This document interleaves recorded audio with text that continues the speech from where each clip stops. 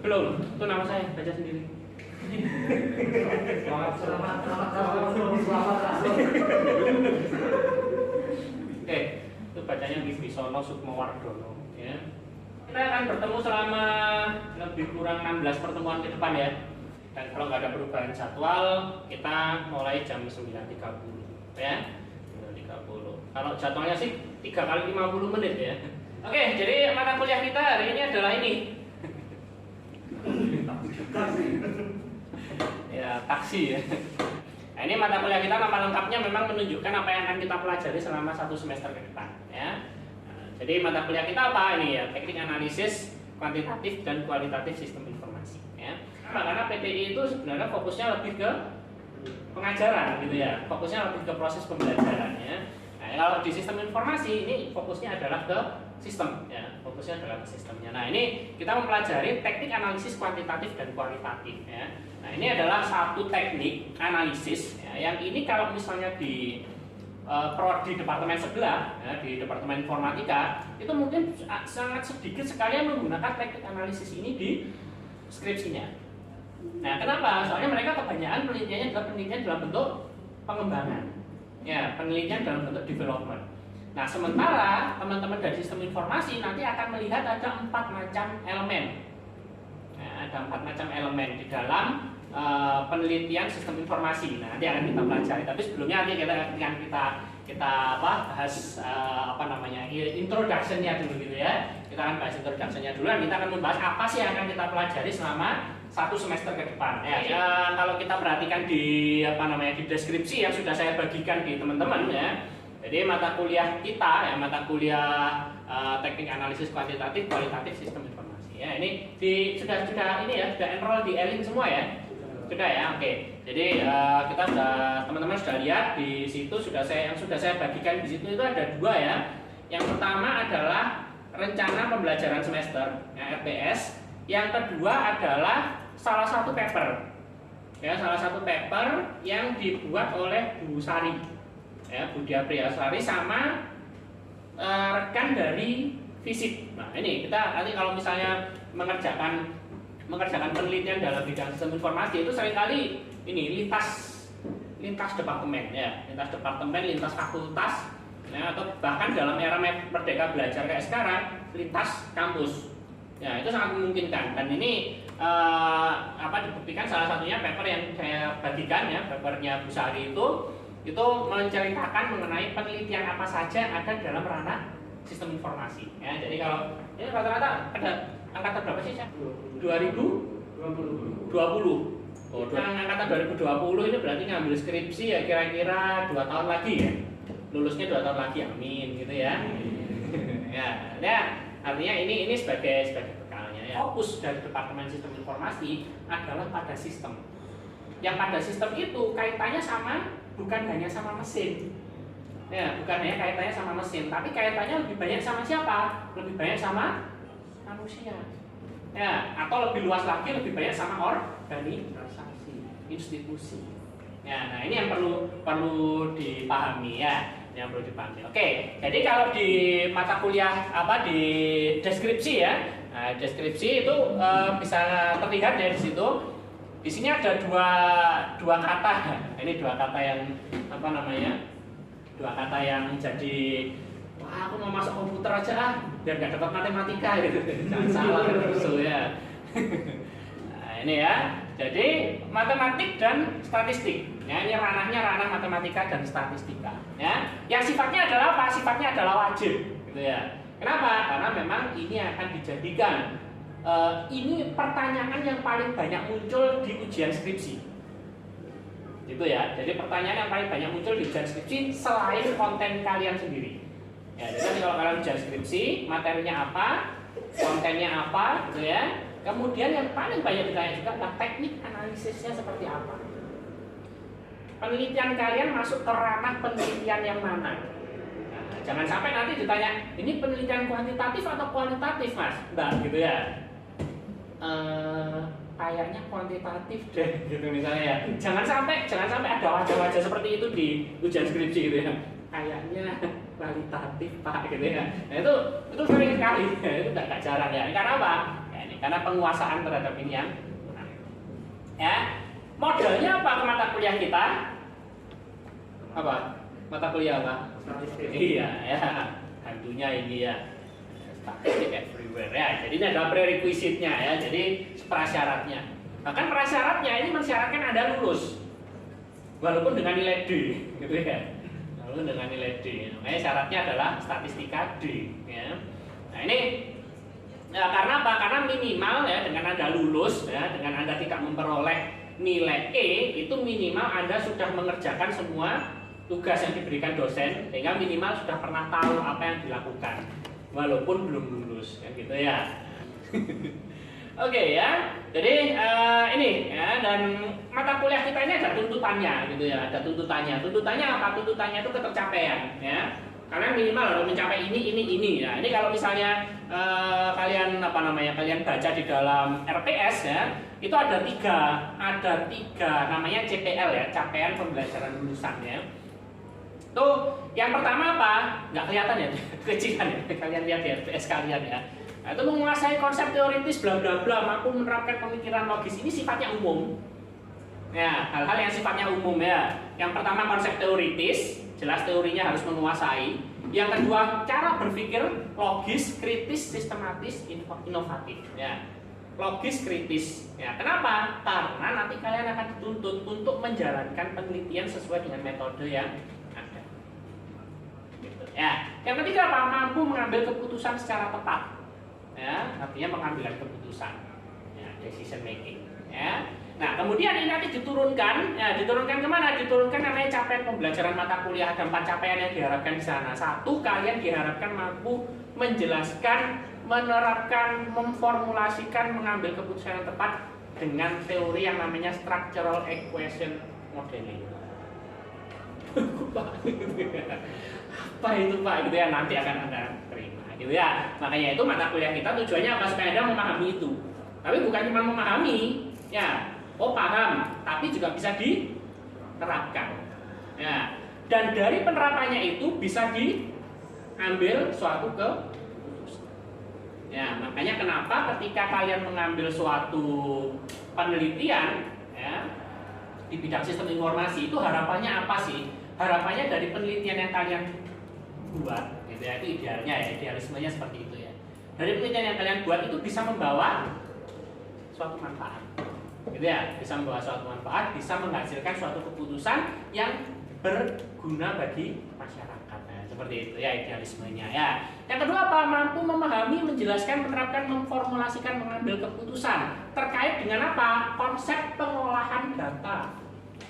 Ya, kan konsep pengolahan data. Ada 2 nanti ya. Tergantung dari paradigma apa yang kalian ambil, apakah kuantitatif atau kualitatif. Ya. Yang ketiga apa? Yang ketiga mendemonstrasikan pemahaman SEM. Ya, structure equation modeling. Ya. Jadi kalau sudah dipahami, sudah diterapkan, sudah dijalankan, ya sudah diambil keputusan, bisa menyampaikan. Gitu ya, bisa menyampaikan namanya. Terakhir nanti ada presentasi ya. Presentasinya kelompok apa individu aja deh kayaknya. Ya. Iyalah, biar kerja semua ya. Yang keempat apa? Mahasiswa mendemonstrasikan kemampuan mempresentasikan laporan hasil analisis. Ya. Nah, ntar saya akan memberikan beberapa studi kasus ya, yang sederhana-sederhana aja ya. Kalian akan saya minta mencari suatu permasalahan, kemudian kalian putuskan kalian apakah menggunakan kuantitatif atau kualitatif. Kalau kuantitatif nanti caranya seperti apa? Kita bahas pada materi 1 sampai 7 ya. Yang kualitatif akan kita bahas pada materi 9 sampai 15. Ya. Oke. Kemudian nanti dari capaian pembelajaran mata kuliah ini kita punya yang namanya subcapaian. Nah, ini sudah apa? Konsep-konsepnya ya. Yang pertama apa? Ada yang namanya konsep pemodelan dan analisis SEM. Nah, jadi minggu depan kita akan ngomong, di hari kita ngomong SAM-SEM gitu ya. Nah, apa sih SEM itu kan gitu ya? Nah, ini akan kita baca di minggu depan sampai besok. Ya, besok. Kalau kuliah semester biasa ya minggu depan gitu ya. Berhubung semester pendek ya besok gitu ya. Besok apa yang akan kita bahas? Yang akan kita bahas adalah analisis dengan menggunakan teknik SEM. Ya. Yang kedua apa? Mahasiswa mempersiapkan hal yang diperlukan sebelum analisis SEM ya. Mau menganalisis berarti harus ada yang dianalisis gitu ya. Nah, jangan sampai yang terjadi apa? Yang terjadi adalah ketika kita skripsi ya, sudah dapat format nih ya, atau sudah dapat kerjaan kakak-kakak angkatan yang kemarin-kemarin gitu ya. Nah, kemudian dimasukkan ke dalam laporan, tapi datanya nggak ada. Nah, terus apanya yang dianalisis kalau datanya nggak ada? Kan gitu ya. Artinya sebelum kita masuk ke menganalisis data adalah bagaimana kita mengumpulkan data yang akan dianalisis. Ya. Yang ketiga apa? Ada rencana analisis dengan menggunakan SEM. Nah, datanya sudah ada, kemudian cara menganalisisnya seperti apa? Teknik analisisnya seperti apa? Itu adalah pertanyaan yang 200% akan ditanyakan saat ujian skripsi. Ya, teknik analisisnya gimana? Gitu ya. Jadi habis pertanyaan kamu pakai kualitatif atau kuantitatif, pertanyaan yang kedua pasti teknik analisisnya seperti ya. Oke, yang berikutnya apa? Yang berikutnya adalah konsep pemodelan analisis dengan pendekatan kualitatif. Nah, kenapa kok kita ngomong kuantitatif tapi kok harus menganalisis sisi kualitatif? Karena yang kuantitatif ini hasilnya cuma berupa apa? Angka. Ya, hasilnya berupa apa? Grafik. Hasilnya berupa apa? Diagram, berupa chart. Gitu ya. Tapi apa maksudnya? Gitu ya. Misalnya gini nih.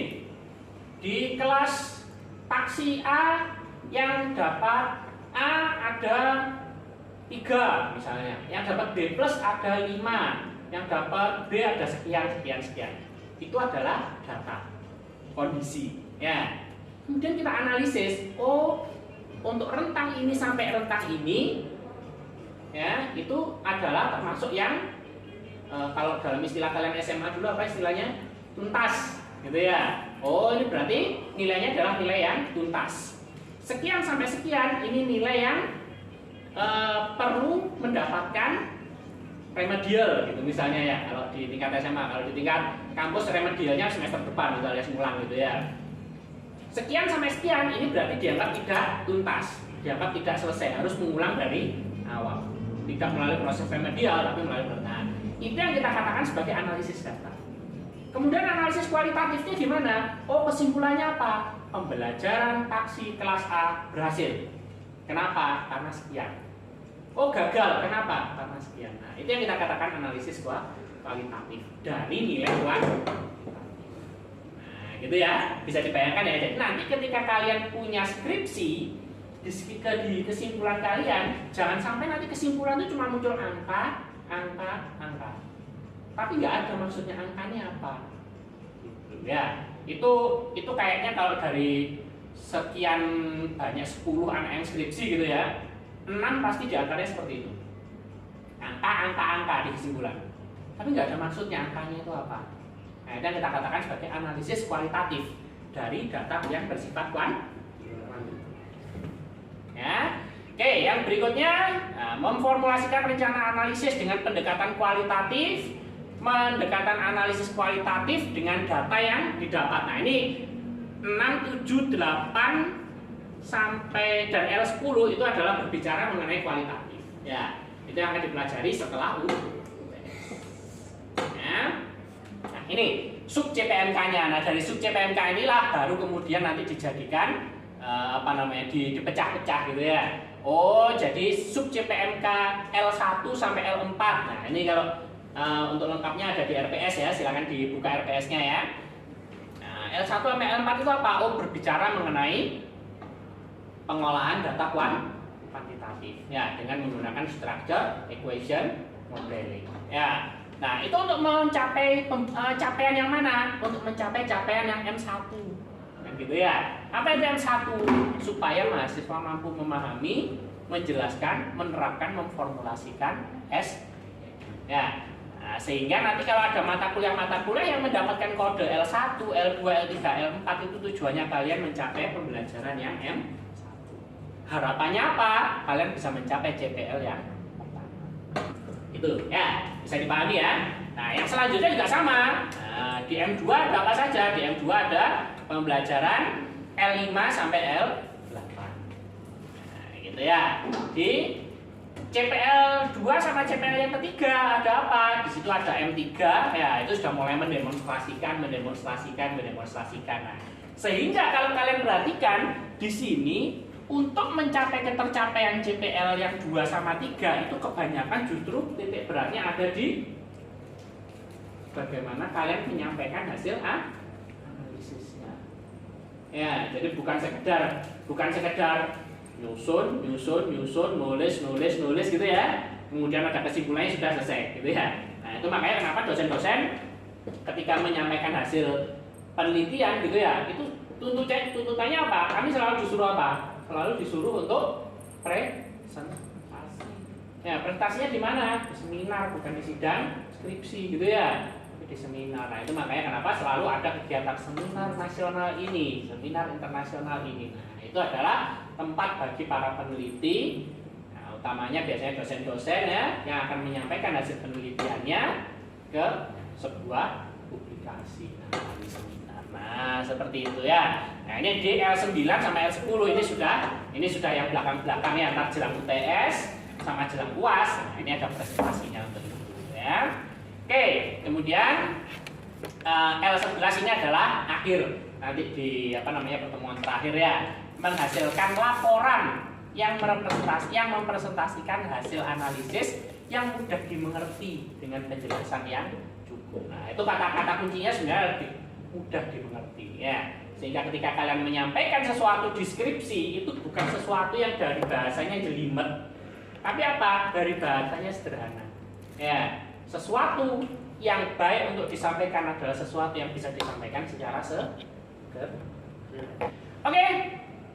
Ya, ini subcapaian kita dan ini nanti akan kita bagi-bagi di dalam mata kuliah kita ya. Jadi pertemuan kita nanti akan kita laksanakan selama 16 kali ya. Di pertemuan tanggal 20 hari ini ya, kita akan melakukan pengenalan penelitian di bidang sistem informasi ya. Kemudian ini ketercapaian yang diharapkan adalah L1, L5 ya. Jadi konsep analisis teknik SEM dan menjelaskan konsep pemodelan analisis dengan pendekatan kualitatif. Jadi kita di awal ini nanti membedakan mana sih yang kuantitatif dan mana sih yang kualitatif. Ya. Yang kedua apa? Pengenalan tools pengolahan data kuantitatif besok. Ya. Nah, jadi kalian mau ngolah manual bisa nggak? Bisa nggak ngolah manual? Bisa kalau betah. Ya, kalau betah bisa nulis gitu ya, ngitung pakai perkalian ya, masukin rumusnya kan banyak itu. Ya, rumusnya banyak sekali itu. Ya. Nah, tapi apa bedanya nanti kalian sama teman-teman di matematika kan gitu ya? Nah, karena kalian intinya bukan dimasukin rumusnya itu, ya. Tapi apa yang paling penting? Dari rumus yang sudah ada kita memasukkan data, keluar hasil pengolahan datanya. Dari hasil pengolahan data itu yang kita analisis. Ya, nah karena itu gunanya yang kedua ini apa?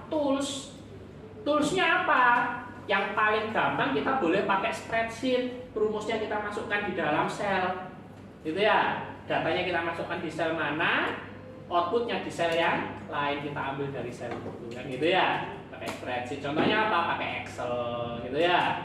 Atau pakai apa? Spreadsheet yang lain apa? Calc, gitu ya. Nah itu adalah tools yang bisa kita gunakan untuk pengolahan data. Tapi kan kita masih harus masukkan rumusnya. Walaupun rumusnya itu sekali dimasukkan bisa langsung dipakai, kan gitu ya. Kalau sekarang sudah banyak sekali tools yang bisa digunakan. Yang paling beken apa yang paling terkenal? Nah, yaitu SPSS ya, salah satunya ya, walaupun nanti kita nggak tahu ya nanti pakai SPSS apa enggak ya. Soalnya SPSS itu aslinya kan nggak free ya. Jadi SPSS itu nggak free. Nah, pertemuan ketiga apa? Kita adalah membahas pengumpulan data penelitian kuantitatif. Nah, ini untuk menjawab ketercapaian sub CPMK yang kedua sama ke-9 ya. Jadi dengan perangkat, dengan tools yang sudah ada ya, kita kumpulkan data-data itu sebelum kita masukkan. Ya, kita kumpulkan data sebelum kita masukkan. Yang keempat, analisis data penelitian kuantitatif. Ya, sudah dimasukkan, kemudian keluar hasilnya. Ya. Nah, sudah keluar hasilnya, maka bisa kita analisis. Ya. Yang kelima adalah cek multivariate assumption. Ya, jadi kalian pernah dengar istilah ini ya, H0, H1 gitu ya. Apa sih H0, H1 itu sebetulnya? Nah, hipotesis H0 itu berarti sebetulnya ininya satu kondisi yang tidak diinginkan, kan gitu ya. H1 adalah hipotesis alternatif, sesuatu yang kita inginkan. Ya, apakah penelitian yang hasilnya gagal itu penelitian yang gagal? Enggak, berhasil penelitiannya. Oh, kesimpulannya berarti gagal, kan gitu ya. Berarti apa? H0-nya gagal ditolak, bukan H0 diterima istilahnya ya. H0 gagal ditolak. Artinya apa? Penelitian itu berkontribusi. Berkontribusi terhadap apa? Berkontribusi terhadap kegagalan, gitu ya. Berkontribusi untuk menjelaskan kenapa kok gagal, kan gitu ya. Makanya ketika H0 gagal ditolak, pasti ada lanjutannya. Lanjutannya apa? Diteliti kenapa kok bisa gagal ditolak. Nah, itu nanti apa namanya kalau sudah lanjut gitu ya, kalau sudah levelnya lanjut lagi, sudah masuk di level penelitian ya. Nah, yang berikutnya apa? Berikutnya di pertemuan ke-6, nah ini ada setting causal model dan laporan analisis ya. Nah, berikutnya nanti di pertemuan ke-7, nah ini presentasi. Nah, kemudian di hari Kamis tanggal 30 kita nah, oke, yang berikutnya di minggu ke-3, minggu ke-4 di bulan Juli ya. Masuk di bulan Juli kita punya landasan filosofi penelitian kualitatif. Nah, ini karena penelitian kualitatif itu secara paradigma akan sangat berbeda sekali dengan kuantitatif. Ya. Di kualitatif nggak akan ketemu rumus-rumus, ya. Di kualitatif nggak akan ketemu SPSS, ya. Kecuali kalau mengkualitatifkan yang kuantitatif, ya. Nah, terus habis itu sumber data penelitian kualitatif sama ya, sebenarnya prinsipnya sumber data, pengumpulan data, analisis, ya. Terus habis itu apa namanya analisis data dengan tools, ada toolsnya, tapi toolsnya berbeda dengan penelitian kuantitatif ya. Kemudian yang terakhir adalah mixed method ya. Nah, mixed method ini adalah metode gabungan kuantitatif dan kualitatif yang saya bilang tadi ya. Nah, gimana kalau kuantitatif dikualitatifkan? Atau sebaliknya, bisa nggak kualitatif dikuantitatifkan? Bisa. Ya, karena apa? Karena kadang-kadang kita menjelaskan sesuatu yang kualitatif itu kan sifatnya apa? Objektif apa subjektif? Sangat subjektif. Ya, nah, menyetarakan yang kuantitatif jadi kualitatif, yang kualitatif jadi kuantitatif. Karena paradigmanya sudah beda, objektif versus subjektif. Ya. Nah, oke, kemudian presentasi di tanggal 13, tanggal 14 UAS. Jadi ketercapaiannya ya semua kalau UAS ya. Nah, tadi kita sudah sempat membahas ya mengenai penelitian kita secara spesifik, membahas penelitian di bidang sistem informasi ya. Yang mana penelitian sistem informasi ini sangat berbeda ya. Cara pandangnya sangat berbeda dengan cara pandang penelitian pengembangan ya. Cara pandangnya sangat berbeda dengan penelitian pengembangan. Nah, yang dimaksud cara pandang berbeda itu gimana? Penelitian pengembangan itu pokoknya kebutuhannya A, B, C, D, dirancang sesuai kebutuhan, diimplementasikan sesuai kebutuhan, dievaluasi apakah kebutuhan yang dirancang dan diimplementasikan itu sudah sesuai apa enggak, kan gitu ya. Itu penelitian pengembangan. Kalau penelitian non pengembangan, nah itu tadi, ya melibatkan pihak-pihak yang bisa jadi subjektivitasnya lebih tinggi. Nah, makanya kenapa di sini kita akan lihat bahwa elemen SI itu ada 4. Ya, yang pertama apa? Siapa yang menggunakan? Manusia. Ya, manusia melihat dari sisi mana?